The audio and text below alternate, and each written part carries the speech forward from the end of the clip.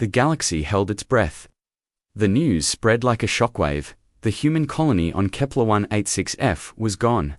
An entire world, millions of lives, silenced in an instant by the Xylos Collective.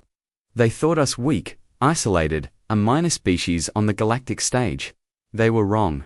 For 10 years, humanity grieved. For 10 years, humanity built. Now, the waiting is over. 60,000 warships, a fleet forged in sorrow and rage, have just warped into Xylos space. This isn't a battle. It's a reckoning. The message from Earth is simple and clear.